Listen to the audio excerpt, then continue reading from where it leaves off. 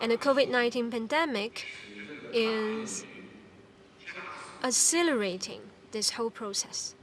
Economic globalization is facing reversing trends with rising protectionism and unilateralism.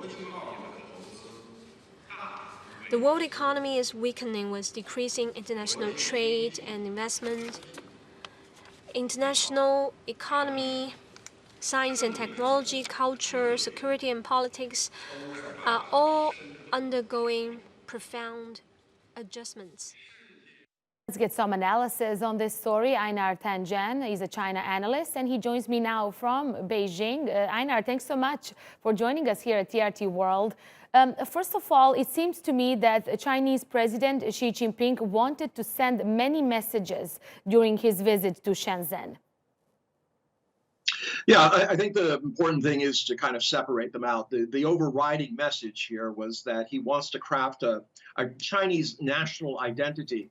I mean, a lot of the things that have been going on in areas like Hong Kong, Taiwan, Xinjiang, Tibet, is to try to bring the Chinese people under one ban. Not say that it's 54 different minorities, but being Chinese means something. Now, China's success on the international stage has made it much more attractive, especially to people on the mainland. Confidence in the government is at an all-time high, 95 plus, if you believe the report that was done over 13 years by a Harvard study. So at this point, he's now kind of turning back away from this Go West program that they had for quite some time, where they were trying to spread the kind of economic fruits of what had been accomplished to the West. And he's saying, look, we're going to have to go back to the East, to Shenzhen, where they've had 20.7% average GDP increase over 40 years, and use them as a model to develop this kind of new response to a global world order, which is very tenuous right now, a global economic situation, which is also very tenuous. Right, and this attention that Shenzhen is receiving has raised many questions about the future role of Hong Kong. First of all, it's close neighbor, and it has been shaken by political turbulence over the past year. Now, will Hong Kong continue to be the financial and trading hub of Asia in the future, or Shenzhen is looking to take this spot?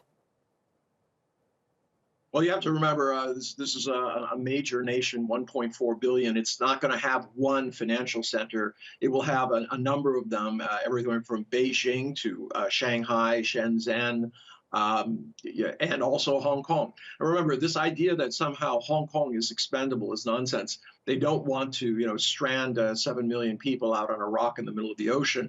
Hong Kong has very valuable things to add to China, a lot of experience, but it's not quite the same as it was maybe 10, 15 years ago. The experience on the mainland has really, really vaulted. You're now seeing, even in Hong Kong, a lot of Chinese mainland people are being hired by these big traditional groups to help run their business, especially because it is so China-focused. Right, and prior to the celebrations, Xi Jinping visited a military base in Guangdong. This is where the Marines are, and he said they should focus on preparing for war. Quite interesting thing to say, don't you think?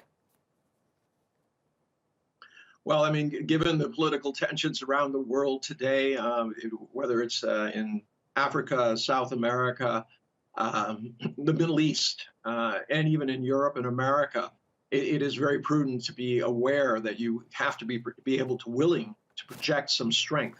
If not, there's always this idea that somebody will take advantage of it. Remember, when you have these kind of situations, it's very tempting for governments to kind of shift attention away from domestic woes by creating an international situation. This is just history that is talking.